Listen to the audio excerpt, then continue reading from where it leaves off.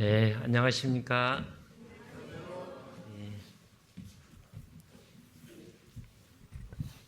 네, 함께 기도하시겠습니다.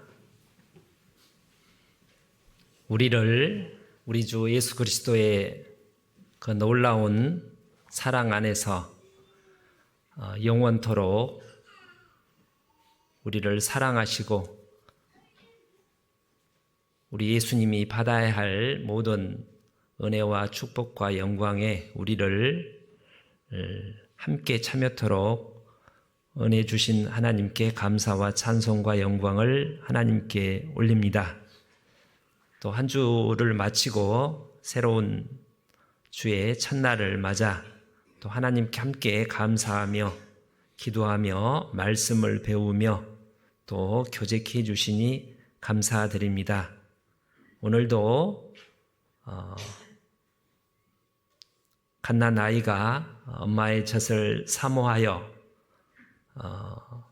간절한 마음으로 말씀을 들을 수 있도록 하나님께서 은혜로 저희 심령을 붙들어 주옵소서. 여러 이유로 우리와 함께 교제하지 못한 분들이 많이 계십니다. 병중에 계신 분들, 또 육신의 연약함으로 말미암아 함께하지 못한 모든 분들 이 시간 또한 마음으로 기억하며 하나님께서 은혜로 도와주셔서 그 마음, 발걸음, 말씀 앞과 거룩한 하나님의 몸된 교회로 이끌어 주시기를 부탁을 드립니다. 해외에서 복음을 전하시는 선교사님들과 함께 동역하시는 모든 분들에게 하나님 은혜로 도와주셔서 더 힘있게 담대히 하나님을 의지하며 하나님의 공급하시는 능력과 은혜로 모든 하나님의 선한 뜻을 온전히 이룰 수 있도록 도와주옵소서. 시종을 귀하신 주의 말씀과 자비하신 성령님의 은혜 가운데 온전히 부탁을 드립니다. 저희를 권하시고 늘 사랑하시는 우리 구주 예수님 이름으로 기도 올립니다. 아멘. 로마서 16장을 찾으시겠습니다.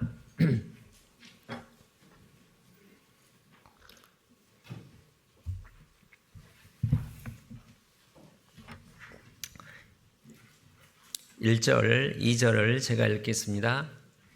261페이지 로마서 16장 1절, 2절.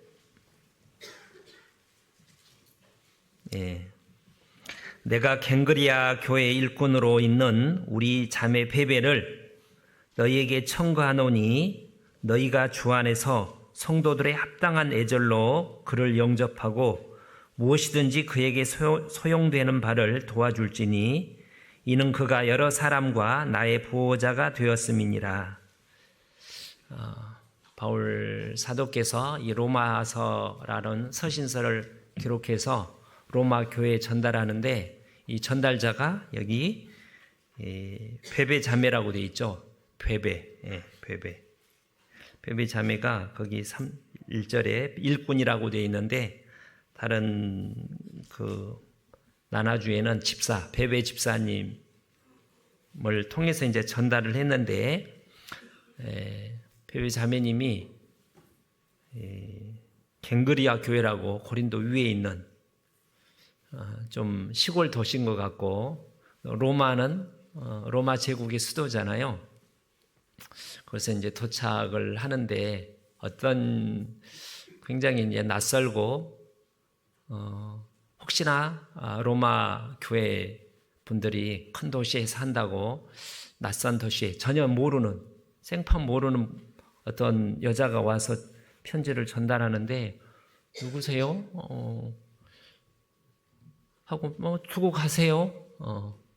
뭐 그럴까봐 약간 걱정스러웠던 것 같습니다. 제가 생각했을 때 염려가 되고 그래서 말씀하기를 2절에 성도들의 합당한 애절로 그 베베 자매를 잘 영접하고 무엇이든지 필요한 바를 도와주라고 당부하고 있는 내용입니다. 뭐 숙소라든지 낯선 곳이니까 숙소를 제공했을 것 같고 요즘으로 치면 뭐 이렇게 숙소를 잡아준다든지 또 뭐 안내도 해주고 또 뭐 다른 아무튼 무엇인지 필요한 바를 도와주라고 하면서 성도들의 합당한 애절로 영접하라고 되어 있는데 그래서 오늘 말씀의 주제가 성도들의 합당한 애절입니다. 이 말씀의 주제를 약 한 달 전쯤에 제가 중고등부 공과 주제로 이걸 다루었습니다. 그렇죠? 예. 제가 이런 애절이라는 제목으로 뭐 이렇게 깊이 생각해 보거나 설교를 해본 적은 한 번도 없었는데 뭐 사석에서는 알 수 있지만 뭐 어떤 공식적인 말씀을 통해서 그 공과 공부를 보다가 애절이라는 게 그전에도 조금씩 생각했지만 상당히 의미가 있고 중요한 내용이라는 것을 좀 생각해 보게 돼서 제가 그때 이제 중고등부 또 학생들과 교사들에게 좀 정리해서 다음에 주일 말씀에도 해야 되겠다라고 말을 했는데 그래서 이제 좀 살펴보게 된 동기입니다. 애절이라는 말을 이렇게 사전에서 찾아보니까 사람들이 사회생활을 이 세상에서 살아가면서 인간관계를 맺고 유지하는데 서로를 존중하는 마음을 표현하기 위해 행하는 어떤 말과 절차, 행동들 그런 의미라고 이렇게 사전적으로 정의가 되어 있습니다. 그 애절이 사람만이 가지고 있는 짐승과 다른 어떤 사람을 사람답게 하는 어떤 고유한 어떤 속성 중에 하나라는 생각을 해봤습니다. 뭐 짐승들이 결혼식을 장례식을 행하지는 않겠죠. 뭐 죽으면 슬퍼할 수는 있지만 애식을 어떤 절차를 따라서. 근데 사람은 어느 정상적인 사회라면 결혼식을 할 때 그냥 두 사람 마음에 맞는다고 그냥 살 특별한 경우가 아니면 결혼 절차를 밟잖아요. 두 사람이 만나서 서로 이렇게 이제 결혼식 할 때 맞절도 하고 양가 부모에 대해서 양가 부모님이 와서 요즘으로 우리나라 치면 양가 부모님 맞절을 하겠습니다. 그래서 이제 신랑 신부 어머니들이 맞절도 하고 또 하객들한테 인사도 하고 아무튼 절차가 있죠. 저는 이제 패백을 우리 아들 결혼식 할 때 패백이 요즘 거의 사라졌답니다. 코로나 전까지도 한 50%가 서울교회는 했었는데 코로나를 기점으로 해가지고 거의 10쌍이 한두 쌍 거의 안 한다고 했는데 제가 하자고 우겨서 거기 서울교회 결혼식 팀에게도 부탁을 하고 저희 이제 며느리하고 이제 우리 사돈댁에다 부탁을 해서 했는데 나중에 꼭 그걸 해야 되나 이런 반응도 있었는데 하고 나서 잘했다. 그래서 이제 사모관대 쓰고 친부모님 외에도 그 어떤 시댁 옛날로 치면 시댁 부모들에게 어른들에게 인사를 하잖아요. 패백값도 받죠. 그래서 저는 이제 우리 이제 저희 집 어른들뿐만 아니라 사돈댁 어른들한테도 인사를 받는 게 좋겠다 이렇게 제안을 한 적이 있었는데요. 아무튼 사람만이 가지고 있는 사람만이 어떤 윤리 도덕을 가지고 있고 문화를 만드는데 그 애절도 인간만이 가지고 있는 독특한 특징이 분명하다고 생각합니다. 왜 여기서 지금 하나님께서 바울 사도를 통해서 합당한 애절을 성도들은 가져야 된다, 행해야 된다고 했는데 필요하다는 그게 하나님 뜻이란 얘기잖아요. 저는 개인적으로 어렸을 적에 어떤 형식에 대해서 이유는 잘 모르겠는데 굉장한 좀 부정적인 생각을 가졌습니다. 그런 어떤 허례허식에 대해서 어떤 내용, 마음이 중요하지 그런 의식이 중요한가 싶었는데 좀 철었을 때고 시간이 갈수록 내용도 중요한데 참 형식도 참 갖춰야 되는구나 그런 생각을 조금씩 오랫동안 갖게 됐습니다. 그런 애절이 어디서 왔을까? 굳이 이렇게 이제 한번 생각을 해봤는데 어디서 왔을 것 같아요? 당연히 모든 것은 하나님께로서 비롯된 겁니다. 우리는 하나님의 형상대로 지음을 받았기 때문에 우리에게 양심, 어떤 도덕심이 있다는 말은 거룩하신 하나님의 속성을 반영하는 거죠. 그런 것처럼 A를 갖추는 것은 삼위의 하나님, 성부, 성자, 성령 하나님께서 서로를 사랑하고 존중하고 감사하고 그런 표현은 성경에 없는데 사랑한다는 표현은 있죠. 그런 가운데 생기지 않았을까 싶습니다. 고린도전서 13장에 사랑은 무례히 행치 아니하며 그 사랑을 예수님으로만 이렇게 적용을 시키면 예수님은 무례히 행치 않는다. 아버지 하나님께 성령께 서로 간에 그렇게 이제 적용해 볼 수도 있죠. 그 다음에 그 하나님의 속성과 또 이제 피조물과의 관계 속에서 성경은 애절을 우리에게 보여주고 있습니다. 천사의 종류가 참 많은데 천만 천사들이 모든 피조물들이 느헤미야 9장에 보면 모든 것을 지으시고 다 보존하시오니 모든 천군이 주께 경배하나이다. 경배한다는 말이 엎드려 절한다, 경배한다. 그게 나름 애절이죠. 요한계시록 4장과 5장에도 같은 말이 있습니다. 모든 보좌와 장로들과 피조물들이 하나님께 그의 어떤 지으셨음을 인하여 창조하심을 인하여 두 번째는 예수님께 경배하고 면류관을 던지는데 그분의 구속하심을 인하여 그런 걸 보면 우리를 창조하시고 보살피시고 또 우리를 구원하신 사랑하시는 그 하나님에 대해서 모든 천사를 포함한 피조물들이 경배한다는 말은 우리도 한 피조물이기 때문에 하나님을 경배해야 되는 거죠. 그죠? 그래서 시편 95편에 오라 우리가 굽혀 경배하며 우리를 지으신 여호와 앞에 무릎을 꿇자. 그리고 무릎을 꿇고 정중한 마음으로 하나님 말씀을 듣자고 얘기합니다. 이게 사람이 피조물인 사람이 우리 창조주이신 구속주이신 하나님께 마땅히 취해야 할 합당한 태도, 애절이라는 거예요. 시편 96편에는 여호와 이름에 합당한 영광을 그에게 돌릴지어다. 예물을 가지고 그 궁정에 들어갈지어다. 아름답고 거룩한 곳으로 여호와께 경배할지어다. 여기 보면 경배 그냥 엎드려 경배할 뿐만 아니라 합당한 예물, 아름답고 거룩한 곳으로 어떤 예물이 필요하다는 거예요. 이 마음만 있으면 되지. 물론 마음도 필요한데 뭔가 물질도 이렇게 이제 드려야 할 헌물도 필요하다는 거죠.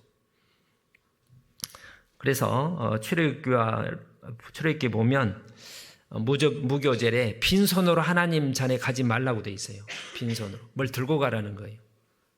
이 세상에서 하나님에 대한 모형이 우리를 낳고 길러주신 부모님이죠. 그래서 어릴 적부터 저희 어머니가 외가댁에 갔을 때 우리 집 굉장히 가난했는데 닭이라도 한 마리 들고 가잖아요. 정상적이면 옛날에는 고기가 귀했으니까 소고기라도 돼지고기 한 건, 반 건이라도 떠서 가는 게 친정 부모님을 찾아뵙는 게 합당한 도리라고 그러지 않겠어요? 요즘도 마찬가지죠.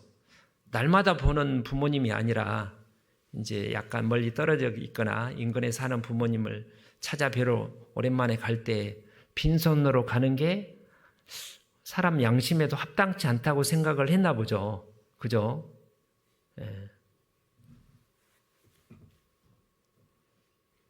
룻기에 보면 룻기 3장에 이제 누굽니까? 보아스가 룻에게 이렇게 보리쌀을 퍼주면서 말하기를 6번 되어 주었는데 빈손으로 너의 시모에게 가지 말라.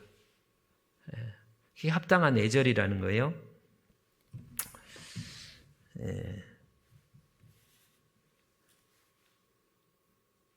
그리고 이사야 시편 29편에 보면 여호와 이름에 합당한 영광을 돌리며 거룩한 옷을 입고 여호와께 경배할지어다. 거룩한 옷을 입고 그냥 마음만이 중요하면 아무 옷이나 입고 하나님 성전에 가서 예배해도 마음이 중요한 거지. 근데 거룩한 옷을 입고 그래서 이제 제사장들 대제사장이 아주 깨끗한 세마포 에봇까지 착 차려입고 이제 성전에 가잖아요. 물론 하나님은 마음의 중심을 보지만 마음에 있는 것이 밖으로 표현되는 게 말과 행실이죠. 그래서 교회 올 때도 마찬가지죠. 교회 올 때도 교회 올 때뿐만 아니라 세상에서 집에서 옷는 입과 밖에 나갈 때 직장에 갈 때 밖에 나갈 때 입는 옷이 좀 다르는 게 정상적이지 않겠습니까?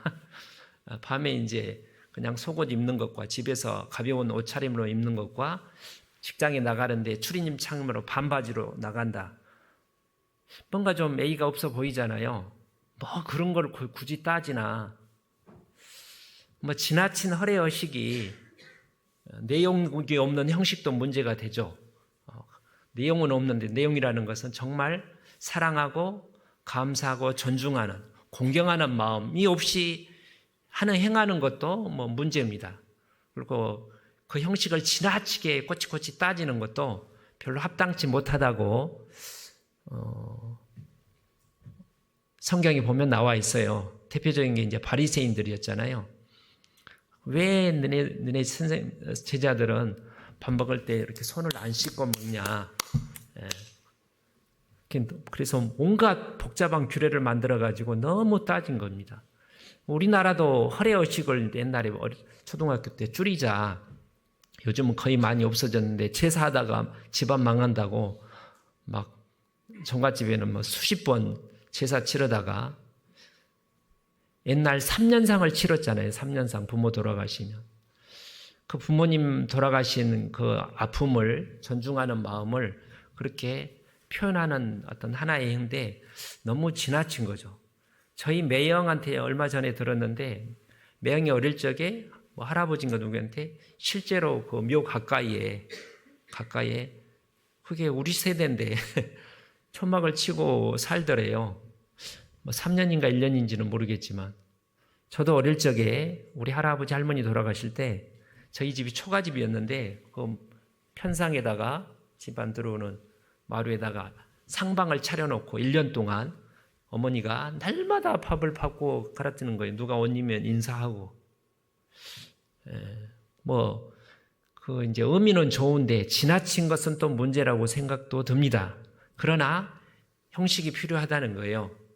교회당 올 때 그냥 아무렇게나 오는 것보다는 좀 단정하게 비싼 옷을 입으라는 게 아니라 단정한 옷을 입고 깨끗한 옷을 입고 오는 것이 어떤 하나님 말씀을 존중하는 마음으로 오는 마음을 표현하는 합당한 예절이라는 거죠.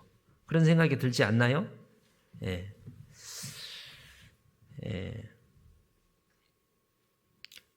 신명기 여러 군데 구약 성경에 보면 만물을 하나님께 드리라고 되어 있습니다. 만물이라는 말은 이제 곡식이나 과일, 어떤 수확을 할 때 첫 열매일 뿐만 아니라 가장 좋은 것을 먼저 하나님께 드리라는 거예요.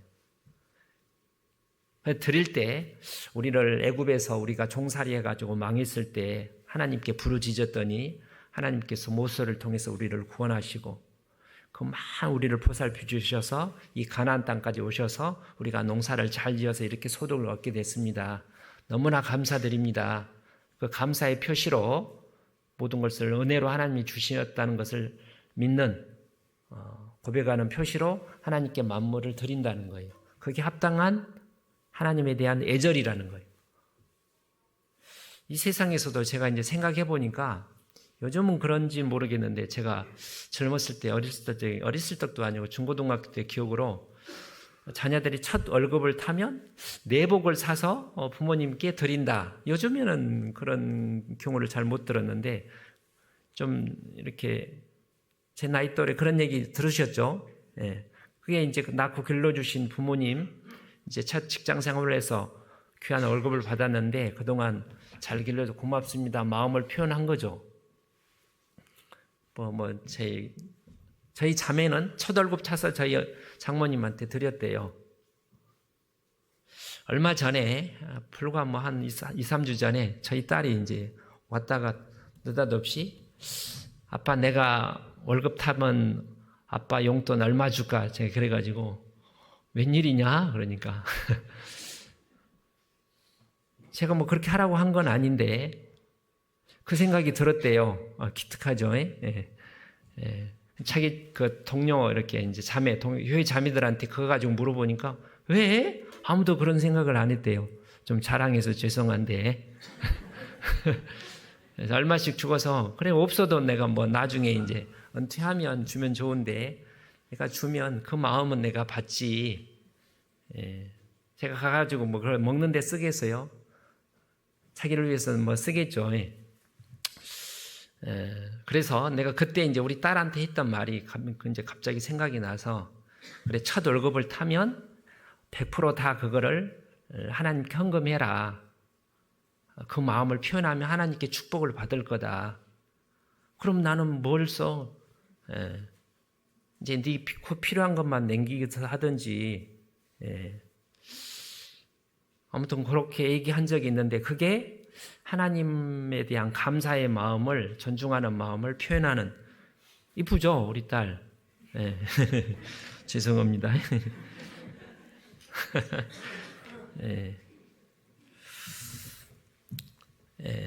그래서 모든 애절이 삼일체 하나님과의 관계에서 왔을까요? 그래서 삼일체 하나님이 굉장히 예의 바렸을 것 같고요. 또 그 피조물, 천사를 포함한 피조물, 인간들이 하나님에 대한 관계에서 애절이 나오고, 이제 하나님, 이 세상에서는 부모가 하나님의 어떤 그림자, 모형이기 때문에 그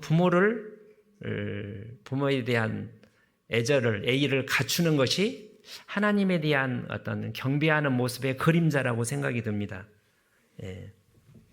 그래서 에베소서 6장에 내 아버지와 어머니를 공경하라. 이것이 약속이었는 첫 계명이니 이로써 내가 잘되고 땅에서 장수하리라. 에베소서 6장에 있는 말씀입니다. 내 아버지와 어머니를 공경하라. 순종하라는 말이에요. 내가 몰랐는데 이제 어제 자료를 찾다가 공경하다는 말이 히브리어로 카베드인데 무겁게 여기다, 영화롭게 하다 해서 하나님을 경외하라는 말과 어근이 같대요.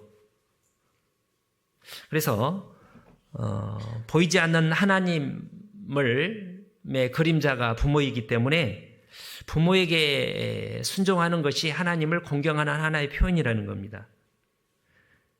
레위기 19장에 너희 각 사람은 부모를 경외하고 나의 안식일을 지키라. 이는 나는 너희 하나님 여호와니라. 여기도 이제 부모를, 어른들을 공경하라는 말, 경외하라는 말은 좀 다릅니다.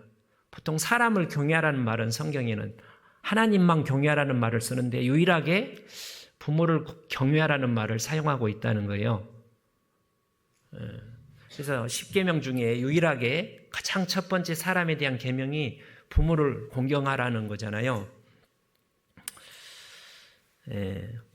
요한일서 4장에 보는 바 형제를 사랑치 않는 자가 보지 못하는 바 하나님을 사랑할 수 없느니라. 이 말을 이제 부모에게 적용하면 나를 낳고 길러준 부모님을 공경하지 못하면서 나를 만들어 주시고 나를 구원해 주신 하나님을 공경할 수 있다? 이 말이 된다고 생각합니까? 그런 생각은 안 들죠.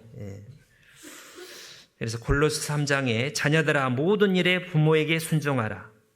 이걸 찾아볼까요? 아니, 찾아보지 말고 오늘은 빨리 끝내야 되니까. 자녀들아 모든 일에 부모에게 순종하라. 이는 주 안에서 기쁘게 하는 것이니라.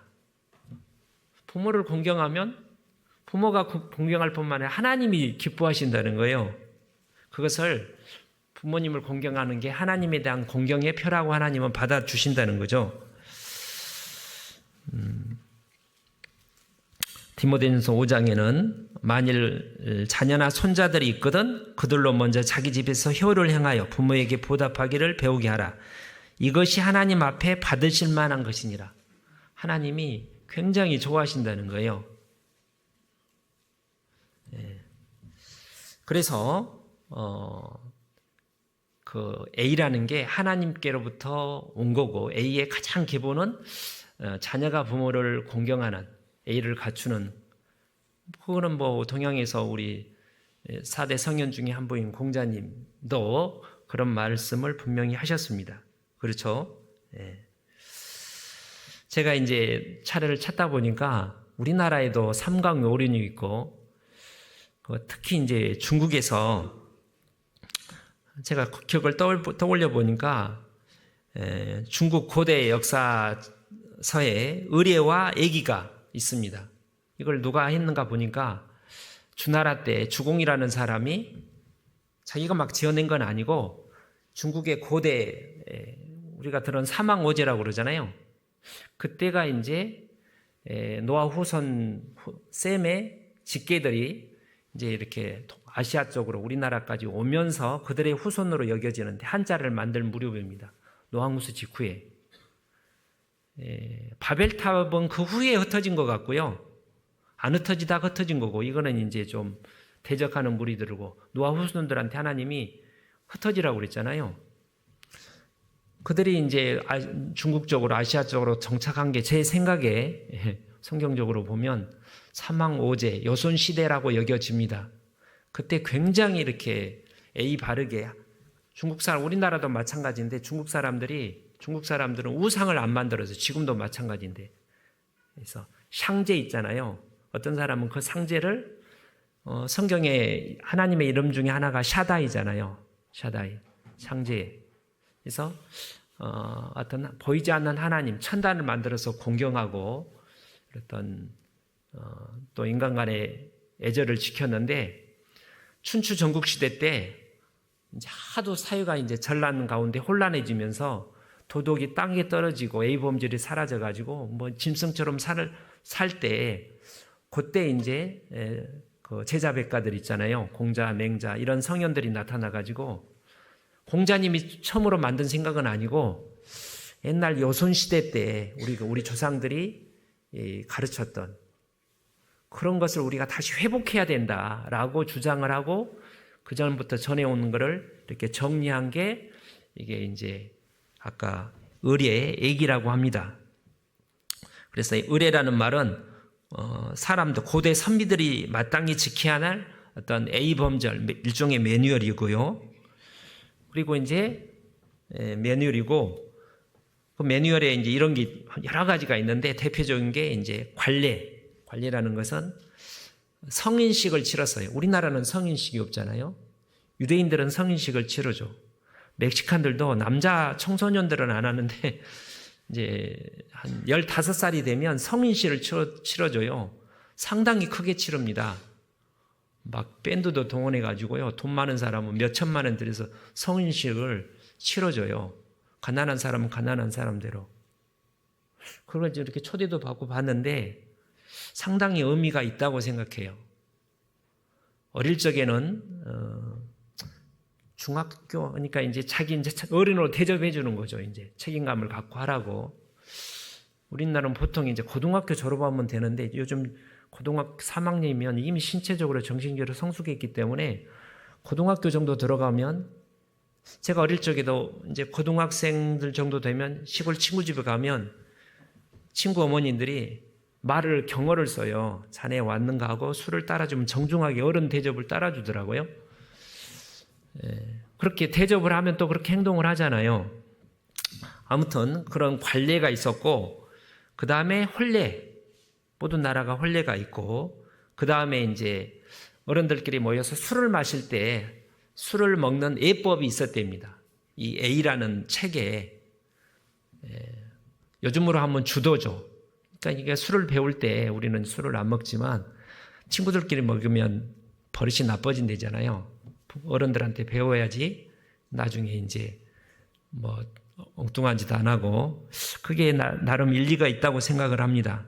그 다음에 이제 부모나 조상들이 돌아가실 때 하는 이제 상례, 장례고 마지막으로 돌아가신 하나님이나 또 돌아가신 부모님들에게 제사 지내는 제례 이런 것에 대해서 자세하게 이렇게 다루었다고 해요. A 부분에.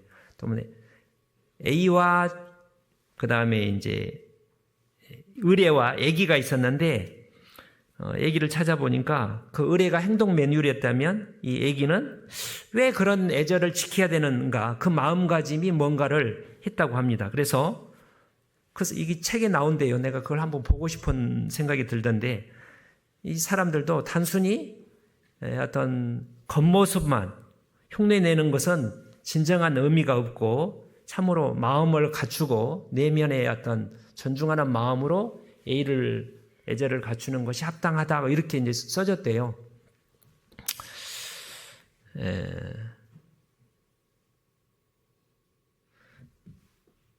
이제 그 아까 주도 어떤 술에 대한 애절을 우리로 씹으면 식사 애절이라는 걸 적용을 해볼 수 있을 것 같아요. 뭐 유럽도 서양도 마찬가지고 우리나라에도 식사 애절이라는 게 있지 않습니까? 제가 이제 어릴 적에 우리 할아버지랑 할머니랑 같이 살면 할아버지가 이제 숟가락을 뜨기 전에 절대 가만히 기다리고 있는 거죠. 딱 따가지고 먹어라 그러면 그때부터 시작을 하고 요즘에는 애들이 먼저 먹잖아요.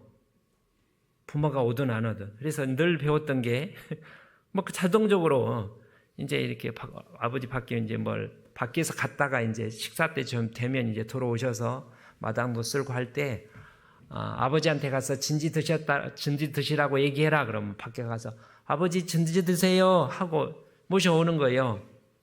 그게 뭐 그냥 일상적으로 그렇게 했는데 그게 애절이죠. 애절. 식사 애절. 예. 이한 목사님이 저희 교회 입당식 때 오셨는데 오실 때 기다리고 있잖아요.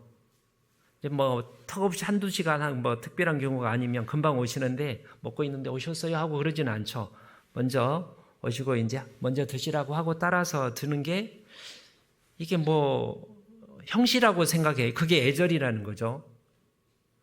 창세기에 보면 요셉이 이제 자기 형들을 쭉 자기 집에 초대해서 식사를 할 때 거기 장자의 순서대로 이렇게 쭉 차례를 세웠다고 돼 있어요. 장유의서라는 게 요셉에게도 있었다는 거죠. 예. 장례식은 창세기 50장에 야곱이 돌아가실 때 요셉이 7일 동안 애곡했대요. 7일 동안. 3일장 요즘은 3일장 하는데 원래는 한 7일장 멀리서 왔기 때문에 그럴 수도 있겠지만 모세가 돌아가실 때는 한 이스라엘 백성들이 40일 동안 애곡을 해서 장례를 치렀어요. 예. 어떤 애절이 필요하다는 거예요. 이제 제사 지내는 거는 우리가 제례를 예배가 제례잖아요. 예배 지금 말씀 시간에 말씀을 듣고 찬송하고 기도하는 게 우리의 모든 생활이 예배긴 하지만 이 시간이 특별한 말씀의 예배 시간인 건 맞죠? 그렇죠? 그래서 저는 장례식을 모든 게 다 예배긴 한데 장례식이 장례 예배, 혼인 예식이라고 그러는 혼인 예배, 예식인과 동시에 그게 하나님께 영광을 돌려야 되기 때문에 혼인 예배가 되는 거예요. 그래서 혼인식을 통해서 하나님께 축복을 받으려면 하나님께 예배를 드려야 돼요. 뭐 장례식도 이번에 이제 저희 손녀 돌 할 때 제가 우리 아들한테 돌잔치 할 때 하나님께 이게 영광이 돌아가도록 하면 이 딸이 축복을 받는다 그런 말씀을 그런 얘기를 했는데 말씀에 대한 이제 말씀 시간에 어떤 애절이 있어야 되겠어요? 거룩한 옷을 입고 전도서 7장인가 보면 하나님 성전에 갈 때 삼가 아주 조심해서 가라고 돼 있어요. 그러죠? 예. 아무렇지도 않게 하는 게 아니라 뭐 하나님 실제로 있으면 굉장히 두려운 마음으로 정중한 마음으로 가겠죠. 밖에서 막 까불다가 이제 거듭나지 못한 형식에 치우친 이렇게 어떤 교회 분들은 이제 이 강대상이 예배당이라고 해서 이렇게 떠들지도 못하게 하는 경우도 물론 있는데 여기에 뭐 하나님이 여기에 있는 게 아니잖아요. 어느 곳에나 계시지만 말씀을 듣고 기도하고 찬송하는 어떤 공간이기 때문에 조심하는 게 당연히 필요하겠죠. 예. 먼저 아까 이제 정중하게 막 뛰어다니는 것보다 다른 시간에는 상관이 없다고 생각해요. 뭐 아무도 없는 이제 아이들이 뛰어다니든 놀라고 뭐 그런 생각은 안 하는데 말씀 시간에 그런 거예요. 하나님 말씀을 듣는 게 하나님 앞에 우리가 함께 마음에 무릎을 꿇고 하나님 말씀을 듣는 시간이니까 옛날에 왕 앞에 신하들이 왕의 말을 들으면 다 조용하겠죠. 막 시끄럽게 막 떠든다는 것은 왕을 무시하는 거지 않습니까? 그죠? 그러니까 조용한 태도로 그래서 이제 핸드폰을 이렇게 이제 끄라고 부탁하는 이유도 그런 차원이라고 생각이 들고요. 그 다음에 이제 왔다 갔다 안 하는 부분도 가급적 이제 이렇게 특별히 이제 연로하신 분들이 어르신들이 이제 화장실에 볼 일이 있어 갈 수도 있죠. 급한 분들이. 근데 그렇지 않고는 가급적 시작 전에 이제 용물을 보고 움직이지 않는 게 A라는 거예요. 가급적. 그러지 않겠어요? 이제 이거 여러 차례 나온 얘기인데 우리 교회 형제 자매님들은 비교가 안 되잖아요. 저는 전국 교회를 한 달에 한두 번 가니까 이렇게 자연스럽게 비교가 되잖아요. 저희 교회 형제 자매들이 다들 잘 하는데 이렇게 말씀 시간에 이렇게 움직이는 이동하는 부분에 있어서는 상당히 좀 상대적으로 좀 많이 떨어지는 그런 평가를 많이 받습니다. 이제 좀 개선해야 할 부분이라고 생각해요. 그게 하나님에 대한 애절이라는 거예요.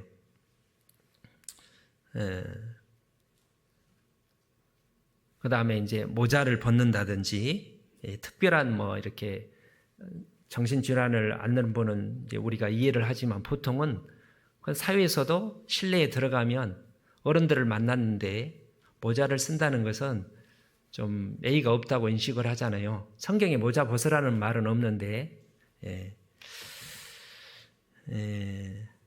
그리고 이제 조용히 이제 나갈 때도 우리 학예 수양에 이제 배강등이 엄청 크잖아요. 보통은 너무 꼭 하는데 너무 이제 뭐 볼 일이 있다니 급한 볼 일이 있으면 이렇게 가는 분이 좀 이렇게 좋게 보이지는 않잖아요. 좀 죄송한 마음으로 허리를 숙이고 조용히 가는 모습을 보면 급한 일이 있나 보다.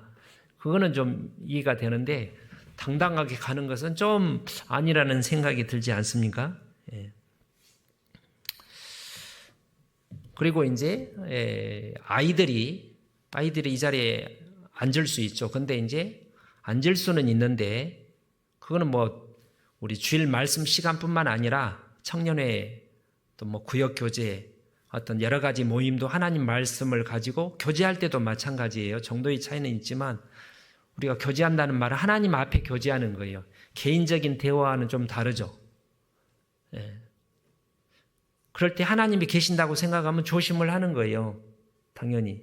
그러니까 조그만 아이를 데리고 애기 엄마가 데리고 올 수 있는데 이렇게 이제 시끄럽게 떠들면 이렇게 조용히 나가는 게 떠들지 않을 수 있으면 상관이 없다고 생각하는데 이 아이가 떠들어서 다른 분들이 하나님 말씀을 듣는데 방해가 된다면 조심하는 게 당연히 합당한 거죠. 그렇죠? 아무튼 그런 게 이제 어떤 우리로서는 제사의 예절이 있잖아요. 이 세상에서도 제사 지낼 때 여러 가지 12시 한다든지 순서대로 한다든지 뭐 여러 가지 어떤 절차나 형식이 있는 것처럼 그 내용을 생각해 보면 형식을 어떻게 해야 되는지 알 수 있는 거죠. 자, 로마서 16장을 다시 보겠습니다. 로마서 16장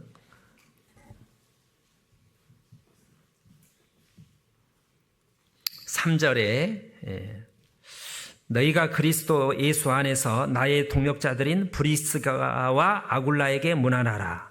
뭐 하라고요? 문안하래요. 여기 3절부터 끝절까지 문안하란 말이 26번 나와요. 문안하란 말이 무슨 말이에요? 인사해라의 말이에요. 안부를 전해라. 누구 보면 사돈 어르신께 안부 전해라고 이게 스페인 말 제가 잊어버렸는데 스페인에도 안부 전하라는 말이 있어요. 내가 까먹었는데 이제 그 많은 애절 중에 가장 기본적인 애절의 하나가 인사라는 거죠. 뭐 여기만 그런 게 아니라 모든 서신서에 바울 사도가 이렇게 베드로 사도가 하면 먼저 인사를 해요. 어떤 성도들에게 사도인 그리스도인 종인 누가 형제들에게 은혜와 평강이 너희에게 있을지어다. 보고 싶다. 잘 있는가? 하고 본론을 시작하고 마지막 끝날 때도 또 은혜와 평강이 있기를 축복하고 그렇게 끝내요. 편지 쓸 때도 그렇잖아요. 바로 본론으로 얘기하지 않고 부모님 전상서, 부모님 건강하신가요? 평안하신가요? 별일 없으시죠? 뭐 이렇게 이제 인사를 하고 본론 얘기하고 나중에 그럼 또 잘 건강하시 잘 계시기를 바랍니다. 뭐 요즘 편지 쓸 일이 별로 없는데 전화할 때도 짧지만 그렇게 인사하는 게 A죠. 그런 것처럼 여기 문안을 이제 인사라고 이렇게 생각을 해봅니다.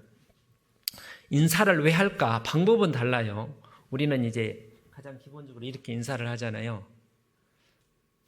멕시칸들은 이렇게 앉고 이렇게 이 볼과 볼을 이성 간에도 마찬가지예요.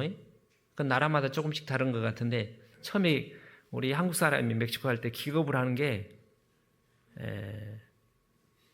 자매들이 여기다 볼을 이렇게 맞추고 또 우리 자매가 있는데 저희 자매가 있는데 멕시칸 형제들이 이렇게 볼을 맞추는 거예요. 옆에 이렇게.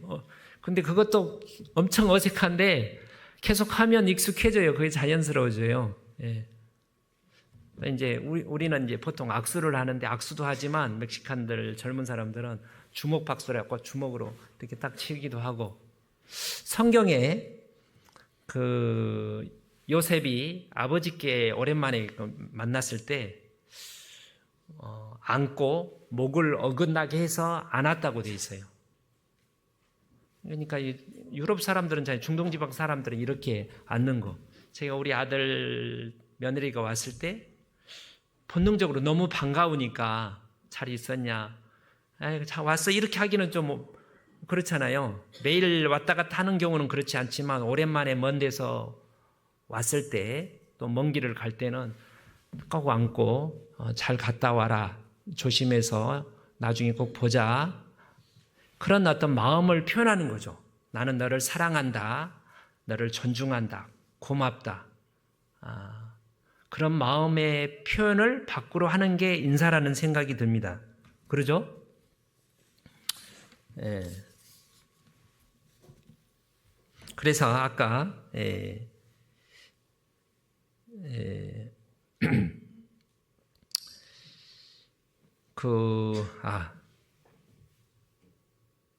그래서 2절에 보면 너희가 주 안에서 성도들의 합당한 애절로 영접하고 무엇이든지 그에게 소용되는 바를 도와줄지니.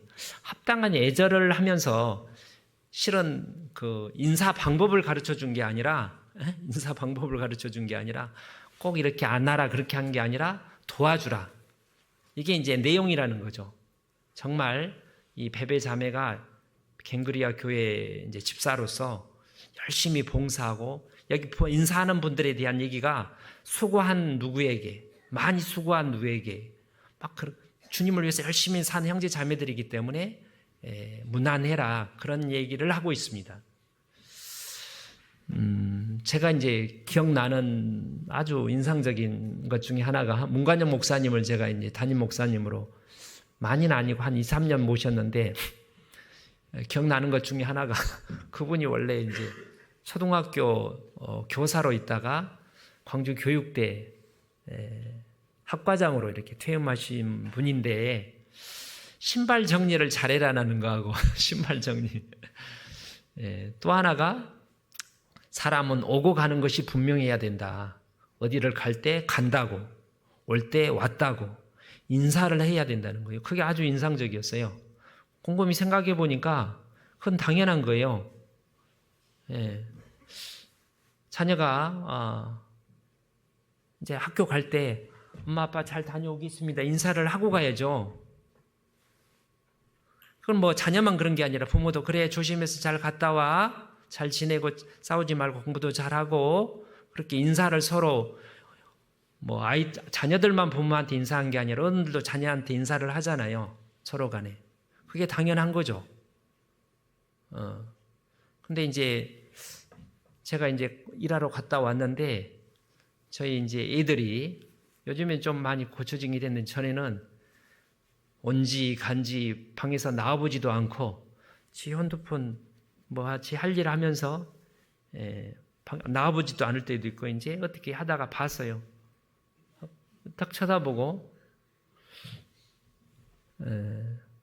나를 보고 반가운 생각이 든지 안 든지는 모르지만 그게 A가 아니죠. 아빠 다녀오셨어요. 얼마나 수고하셨어요.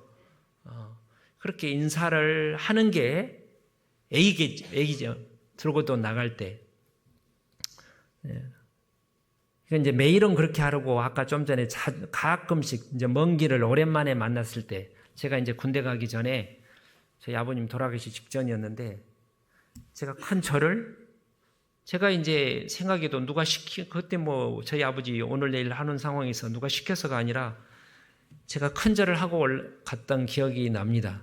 그게 마땅하다는 생각이 그냥 들었어요.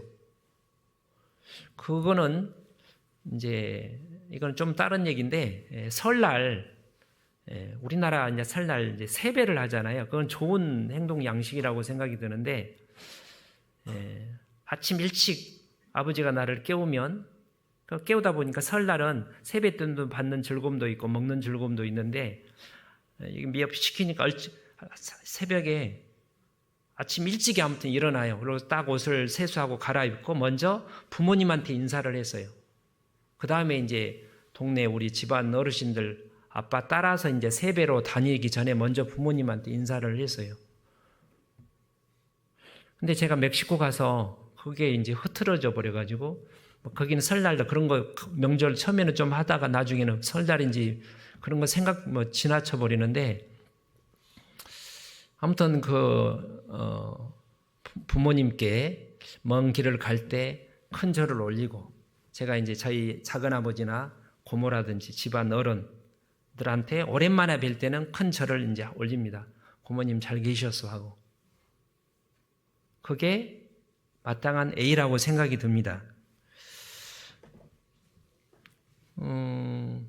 이제 저녁에 주무시기 이제 부모님한테 어머니 잘 주무셔요. 잘 안녕히 주무세요. 편히 주무세요. 아침에는 잘 주무셨어요. 이렇게 인사하는 게 A죠. 너 잘 잤냐? 잘 자라. 서로 얘기하는 게 A겠죠.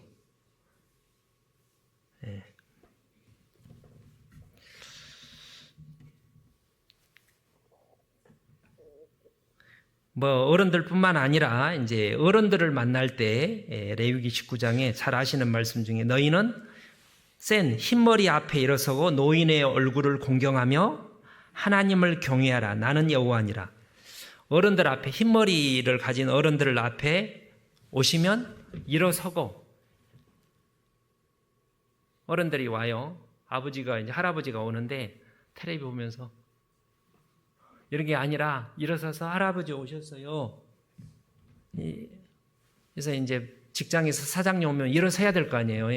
요즘에는 그걸 왜 갑질이라고 하는 게 아니라 요즘에는 이제 평등 사상, 그건 세상적인 사상이에요. 인격적으로는 평등하지만 부모 자식과 우리가 하나님하고 평등하지 않잖아요. 부모 자식이 다른 거예요. 학생과 교사가 다른 거죠. 요즘 계속 그걸 평등 똑같이 이제 인권이라고 해가지고 신권은 싹 빼버리고 그래서 우리가 주님 사람을 공경하고 이렇게 받드는 게 하나님을 공경하는 실은 어른만 그런 게 아니라 성경에는 무사람을 모든 사람을 공경하라고 돼 있어요. 왜요?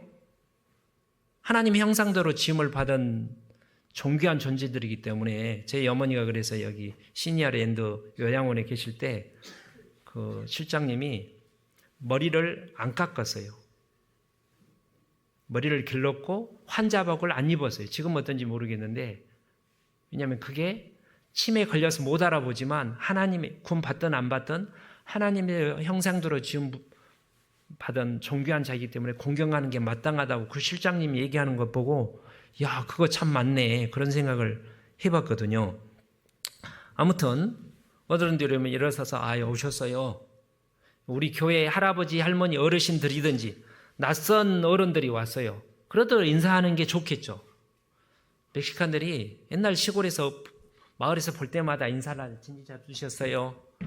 진지자. 그게 이제 옛날에 밤새 안녕하셨어요. 하도 자주 죽어서 그랬는지 돌아가셔서 그랬는지 이렇게 인사를 하는데 멕시칸들도 인사를 모르는 사람한테도 인사를 해요. 샬롬이 아니라 잊어버렸네. 올라 하면서 이제 모르는 사람한테도 이렇게 인사를 해요.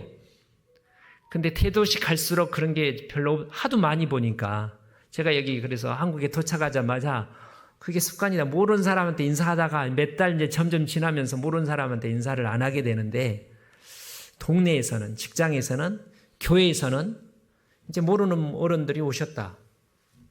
누구 안내가 아니라 뭔가 볼일 있어서 오신 분이니까 이제 인사를 하면 참 이 교회 젊은이들은 A 바른에 좋은 인상을 갖도록 하겠죠. 복음을 위해서도 그렇고. 근데 그게 여기 표현에 레위기 19장 32절에 센 머리 앞에 일어서고 노인의 얼굴을 공경하며 이게 하나님을 공경하는 표시라는 거예요. 아까 부모님을 공경하는 게 하나님을 공경하는 어떤 모형이라는 것처럼 어른들을 공경하는 게 더 연로하고 경험이 많은 어른들이라는 표현을 통해서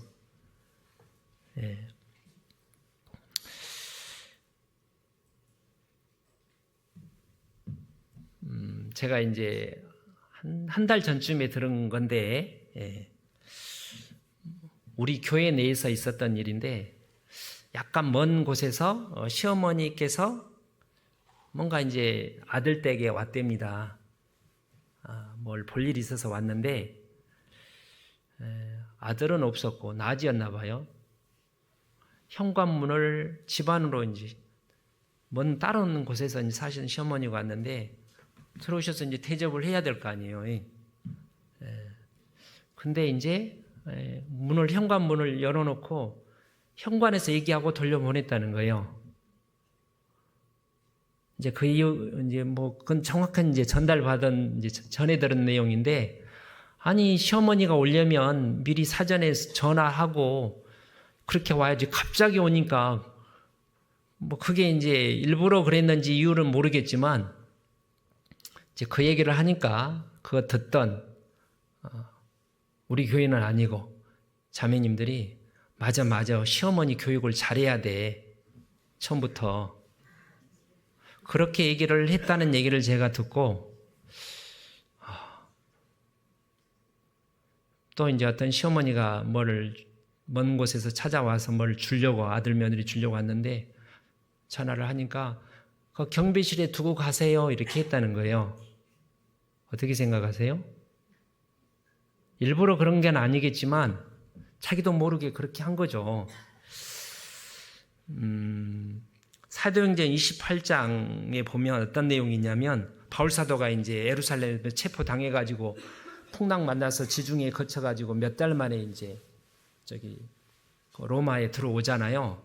그때 로마 성도들이 그 소식을 듣고 삼관까지, 로마는 좀 안쪽에 있고 서울처럼 요즘으로 하면 인천까지 65km를 마중 나왔다고 되어 있습니다. 그렇게 시킨 게 아니라 왜 그래요? 너무나 복음을 전하다가 이렇게 고생 오는데 너무 이제 그 위로를 힘을 주고 그 마음을 표현한 게 밖에까지 예절을 한 거예요. 제가 할아버지 따라서 이제 옛날 어릴 적에 우리 작은아버지 집에 가면 작은아버지가 뭐 직장 다니는데 터미널까지 나와서 할아버지 인사하고 모시고 가는 거예요. 그죠? 갈 때도 그렇고 요즘에는 귀한 집안 어른들이 이제 할머니 할아버지가 왔다가 가신다. 그러면 어떻게 해야 돼요? 집안에서 안녕히 가세요 해야 돼요? 현관까지 나와야 돼요? 첫 번째, 방 안에서 잘 가세요. 현관 앞에서 안녕히 가세요. 엘리베이터 앞에까지는 가야 되겠어요? 아니면 그 아파트 마당에서 차 탈 때까지? 그건 생각하기 나름인데 이제 마음을 표현하는 거죠. 시골에서 할아버지 어르신들이 오랜만에 왔다면 제 생각에는 차 타는 데까지, 그건 거꾸로도 마찬가지예요.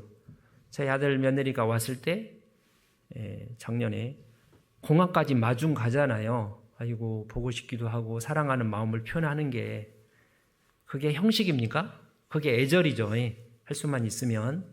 반대도 마찬가지고. 제가 멕시코 갔을 때 부산 형제들이 인천공항까지 마정을 왔어요. 제가 이제 한국에 귀국할 때도 오아카 형제 자매님들이 버스로 고속버스를 통해 가지고 저기 멕시코 시티 공항까지 가면 한 8시간 걸려요. 그 봉고 한 대로 왕복 한 16시간이잖아요. 저를 배웅해 줬어요. 그냥 가서 잘 가세요. 환송식도 해줬고 참 환송식도. 그게 애절이죠. 그래서 교회에 뭐 형제 자매님들이 뭐 구역 모임이나 그렇게 왔을 때 부모님뿐만 아니라 교회 이제 형제님들이, 그럼 아이들이 와서 아이고 형제님 이제 오셨냐고 인사를 하는 게 마땅하죠. 교회 형제 자매님들 오는데 뭐 차 타는 데까지는 제 생각에 제 기준으로는 나갈 필요는 없지만 뭐 엘리베이터 앞까지는 바로 가깝잖아요. 인사를 하는 게 어떤 합당한 도리라는 제 기준으로는 그런 생각이 들어요. 예.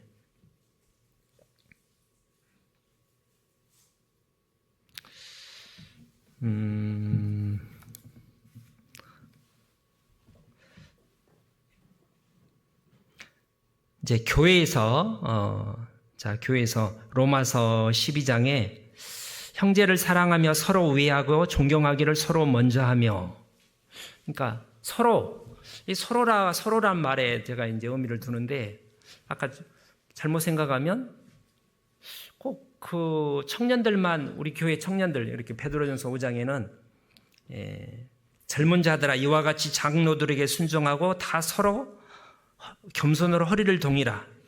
하나님은 교만한 자를 대적하시되 겸손한 자에게 은혜를 주시느니라.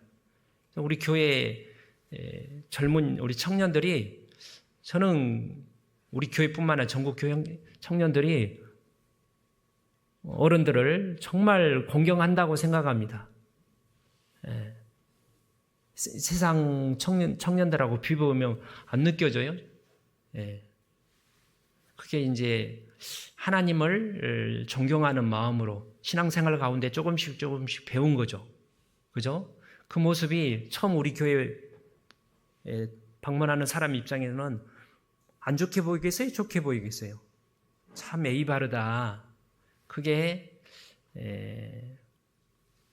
그분들에게 어떤 그렇게 인사하는 모습을 보면, 부모가 자식이 이제 찾아온 손님들에게 예의 바르게 인사를 하면 부모가 이제 뿌듯하고 자랑스러운 것처럼, 그분들은 참 배웠다, 참 좋게 보이고 부러워하는 것처럼 우리 교회 청년들이 이렇게 어른들을 공경하는 걸 보면 그런 생각을 갖게 되겠죠. 근데 그러면 이제 그런 얘기를 최근에, 실은 이것과 상관없이요, 최근에 한 달 전후에 우리 청년들이 또는 뭐 교회학교 학생들이 어른들에게 인사를 잘 안 한다는 얘기가 봉사의 교재에, 임원교재에 몇 번 나왔어요. 여러 경로를 통해서. 저는 굳이 그게 잘 하는지 안 하는지 잘 감을 잘 못 잡겠는데 그런 얘기가 나왔습니다. 이제 그 얘기를 들으면서 제가 이제 이 부분을 좀 다뤄야지 그런 생각을 했는데, 그러니까 이제 청년들이나 학생들이 어른들한테, 요즘 우리 애소미도 인사를 잘 하잖아요. 부모가 시켰겠죠. 그러면 인사를 잘해, 젊은 사람들, 아이들. 뭐 그게 이제 필요한데,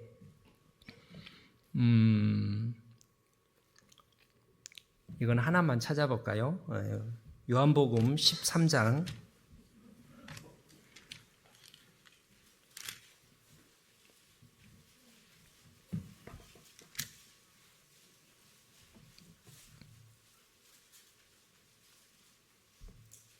4절에 저녁 잡수시던 자리에서 일어나 겉옷을 벗고, 예수님께서 수건을 가져다가 허리에 두르시고, 겉옷을 벗고 수건을 가져 허리에 두르시고, 이에 대야의 물을 예수님이 떠다가 담아서 제자들의 발을, 12명의 제자들을 한 명씩 씻겨주셨잖아요.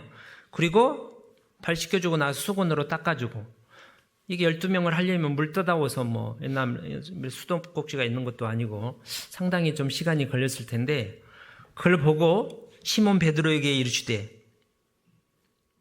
가로되 주여 주께서 이르시니, 베드로 씻으려고 하니까 주여 주께서 내 발을 씻기시나이까?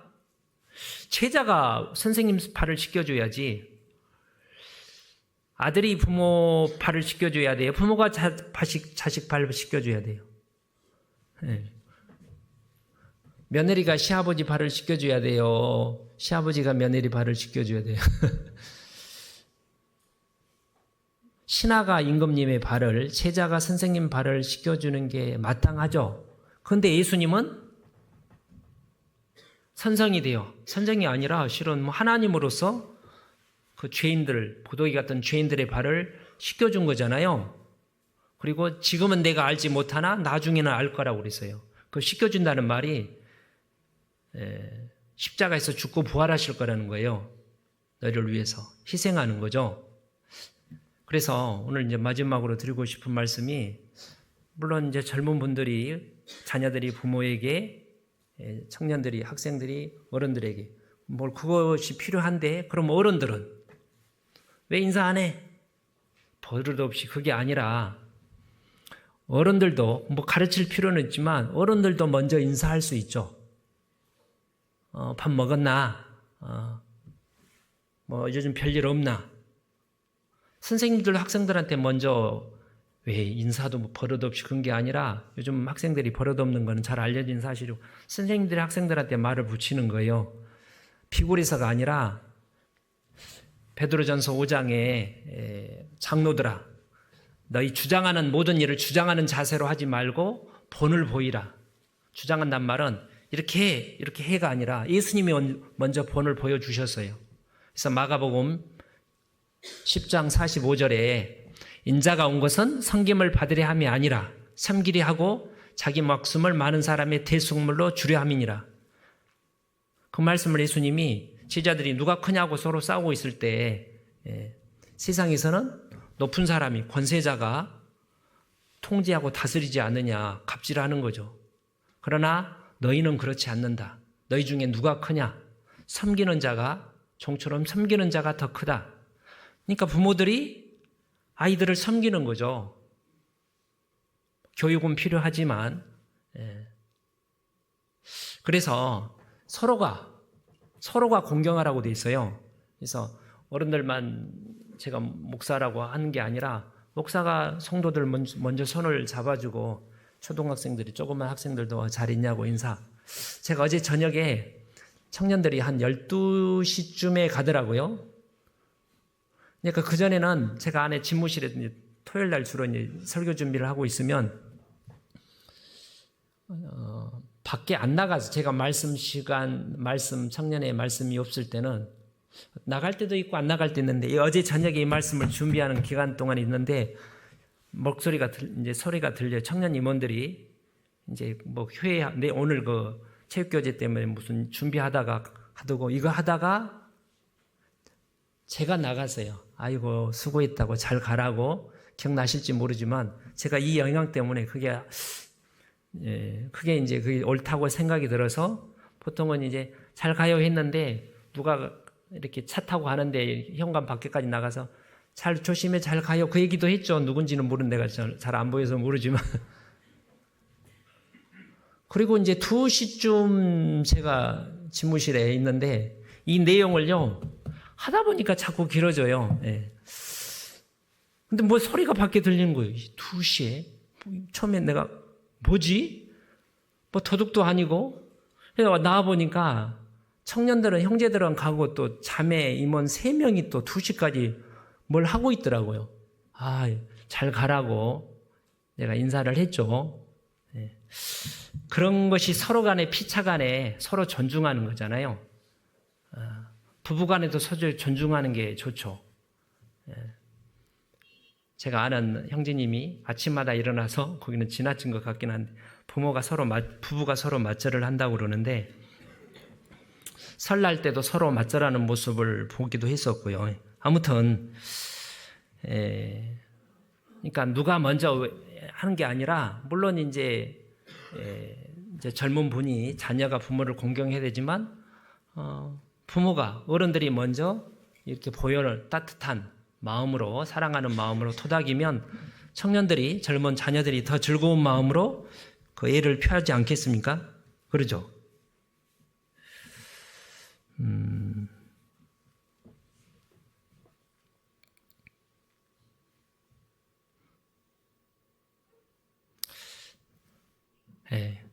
또 다음에, 그래서 사랑은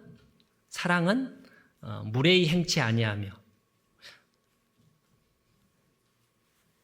제가 저희 자매한테 좀 예의가 없다는 말을 듣는데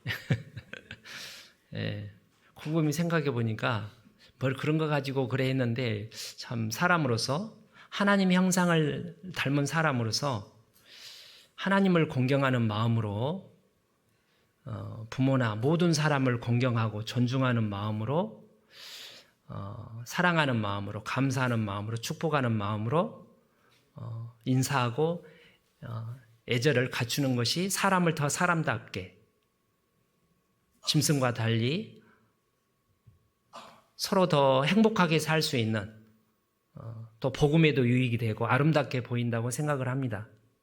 기도하겠습니다.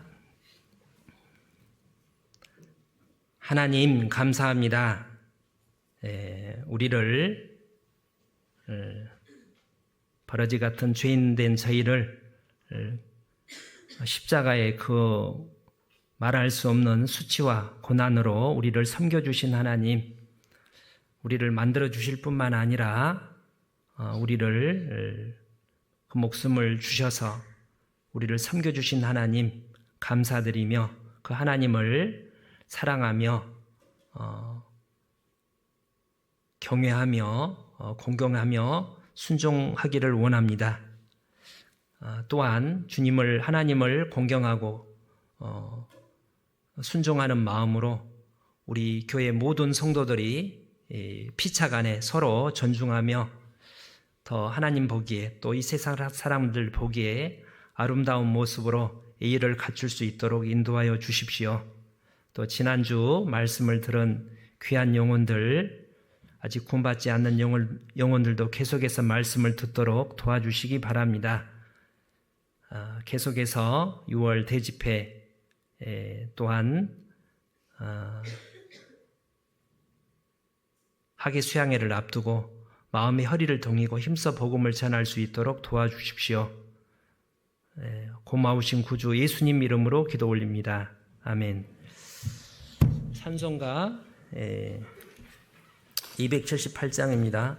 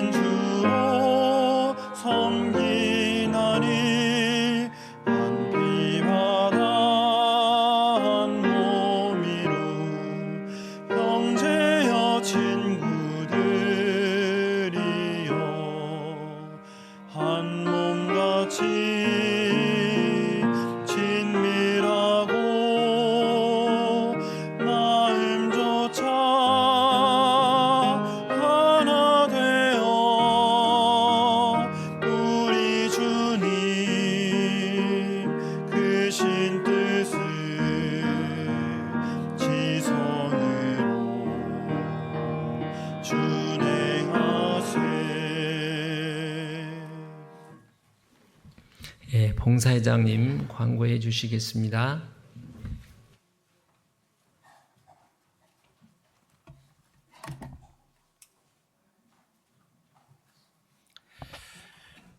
예, 오늘 우리가 하나님 말씀을 잘 배웠죠. 한번 실천해 보도록 해볼까요? 예, 지난주에 1교구 집회가 있었습니다. 1교구 집회를 위해서 하나님 말씀을 정말 알기 쉽게 자세히 전해주신 우리 강사님 계십니다. 우리 강사님에게 감사의 박수를 한번 보내드립니다.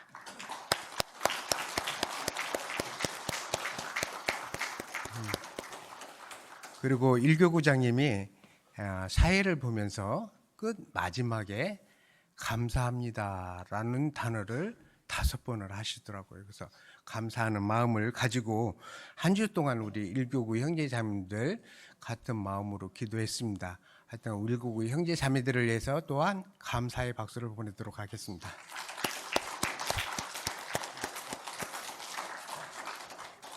이교구 형제자매들에게 박수를 안 쳐주면 또 안 되겠죠. 근데 이교구 형제자매들은요, 일교구 형제자매들이 이렇게 준비하고 몸으로 행동할 때 같이 기도해달라고 제가 지난주에 이렇게 그 광고를 했습니다. 근데 이교구 형제자매들이 열심히 기도해 주셔서 새로운 영혼들이 또 태어나는데 동역을 하였습니다. 하여튼간 이교구 형제자매들에게도 큰 박수로 감사의 박수를 전하겠습니다. 예, 광고하겠습니다. 6월 대집회가 바짝 다가왔습니다. 한 달 앞으로 다가온 것 같습니다. 6월 15일부터 6월 22일까지 중앙교회 노영덕 목사님을 모시고 하나님 말씀이 증거됩니다. 이를 위해서도 강사님을 위해서도 기도해 주시면 같이 우리 기도해야 될 부분이 있습니다. 기도 대상자들 올려주셔서 있잖아요. 같이 합심 기도할 수 있도록 기도 대상자 이번 주부터 받겠습니다. 그래서 사무실로 연락해 주셔서 이렇게 집계를 해서 같이 합심 기도할 수 있도록 해주셨으면 감사하겠습니다. 학예수양회가 지난주에도 광고를 했는데 이번 주에 제가 게시판에다 붙이겠습니다라고 했는데 게시판에 안 붙었더라고요. 그래서 제가 죄송합니다. 학예수양회가 변경이 됐습니다. 2박 3일에서 3박 4일로 이렇게 변경이 됐고요. 1차에서 8차까지 이렇게 계획되어 있는데 1차에서 7차까지 이렇게 학예수양회가 진행됩니다. 이걸 위해서도 같이 참조해 주셔서 지금부터 학예수양회에 이렇게 전도 대상자 를 선택하고 또한 같이 기도하고 또한 봉사하고 그런 시간 가질 수 있도록 협조해 주셨으면 감사하겠습니다. 오늘이 무슨 날이에요? 주일이죠. 오늘은 체육대회가 있습니다. 우리 형제자매들 한 자리에 모여서 같이 체육대회를 하려고 합니다. 그래서 그동안의 말씀 교회 안에서 큰 강당이 없어서 우리가 맘대로 운동도 못하고 그러는데요. 같이 나가서 운동도 좀 힘있게 같이 하는 그런 시간들을 가져보려고 합니다. 하여튼간 서로도 마음이 앞서가지고 승부욕에 앞서서 이렇게 사고가 나지 않도록 같이 협력하면서 이렇게 운동하는 그런 시간들 가져보도록 하겠습니다. 다음 주 모임 안내입니다. 23조, 11조, 13조 조모임이 많네요. 보니까 화요일 날은 23조하고 11조 조모임이 있습니다. 그 조모임 11조는 군산 어락도로 이렇게 출발하신다고 이렇게 광고가 나왔네요. 잘 참조해 주셔서 같이 동참해 주셨으면 감사하겠습니다. 수요일 날은 낮에 13조 조모임 있습니다. 목요일 날은 교사 모임 있고요. 금요일 날은 22조 조모임과 12조 조모임이 있습니다. 또한 토요일 날은 21구역 구역 모임이 있습니다. 참고해 주셨으면 감사하겠습니다. 광고사항 또 하나 있습니다. 저희가 주차 광고인데요. 오늘 그 체육대회를 하면서 아마 그 체육관 주변에 있잖아요. 주차가 좀 어려운 것 같습니다. 그래서 좀 되도록이면 구역별로 있다는 합동으로 이렇게 출발해 주셔서 차량 대수를 좀 줄여줘야 될 것 같습니다. 가서 너무나 그가 또한 수영장이 있어서 1시부터 또 수영장이 열어진다고 합니다. 그러면 수영하러 오시는 분들이 주차를 못하면 피해를 가니까 저희가 좀 합동으로 해서 수송 이동해 주셨으면 감사하겠습니다. 그리고 저희 교회당에서 지금 이렇게 새로 교회당을 짓고 환기 시설이라든가 이런 것들이 그전 교회당보다는 잘 되어 있지만 그래도 우리 환기를 위해서 문을 열어놓고 이렇게 가시는 분들이 많이 있은 것 같습니다. 그래서 건강을 위해서 문을 열어주신 건 감사한데요. 가실 때는 좀 문 좀 또 단속해 주셔서 벌레가 많이 들어온다고 합니다. 그래서 우리 그 창문 열고 관리하는 부분들 같이 해주셨으면 감사하겠습니다. 성도 소식입니다. 23구역에서 교제하고 있는 우리 정영희 자매님께서 대자인병원에 입원해서 수술하고 입원해 계십니다. 같이 빠른 쾌유할 수 있도록 기도해 주셨으면 감사하겠고요. 그리고 우리 청년회에서 찬미제를 지금 준비를 하고 있는데요. 광고가 전자부터 저녁 늦게까지 찬송 소리가 교회당에서 울려 퍼지고 그래서 아이고 열심히 하네 그런 마음만 했었는데 광고를 안 했습니다. 우리 청년에서 이 찬미제를 준비한 것은 우리 전도를 위해선 그런 준비를 하고 있습니다. 그래서 학예 수양회와 또한 6월 대집회를 위해서 우리 청년에서 열심히 준비한다니까요. 같이 기도해 주시고 또한 청년에서 초대장도 좀 마련했다고 합니다. 그래서 뒤에 나가시면서 초대장도 가지고 가셔서 새로 전도하실 분들 인도해 주셨으면 감사하겠고요. 또한 전도하는데 그냥 맨손으로 가기 그러니까요. 청년에서 잘 조그마한 이렇게 그 딸기잼이 준비가 된 것 같습니다. 그래서 그것도 같이 사용해 주셨으면 감사하겠습니다. 그리고 우리 멕시코에서 이렇게 교제하고 있는 신이삭 형제하고 자매가 있을 것 같은데요. 양혜진 자매님 출발하셨나요? 아마 1년 동안 또 가서 거기 가서 열심히 또 전도하고 교제하고 여기서도 우리가 교제하고 전도하지만 멕시코 가서도 전도하고 교제할 건데요. 잘 다녀오라고 자리에 일어서십시오. 계시면 잘 다녀오라고 박수로 인사하겠습니다. 네, 잘 다녀오십시오.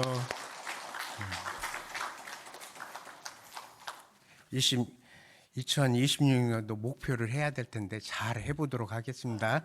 제가 2026년도 목표하면 제 목소리가 벌써부터 떨리네요. 가슴이 떨립니다. 신증을 해야 되겠습니다. 목표 2026년도 목표 그러면 아니면 표대 말씀이라고 하겠습니다. 표대 말씀 하면 그러면 사도행전 2장 42절 말씀을 같이 암송을 하고 제가 오늘도 함께 하면 최선의 신앙으로 답변을 해주셨으면 감사하겠습니다. 2020년도 표대 말씀 저희가 사도의 가르침을 받아 서로 교제하며 떡을 떼며 기도하기를 전혀 힘쓰니라. 오늘도 함께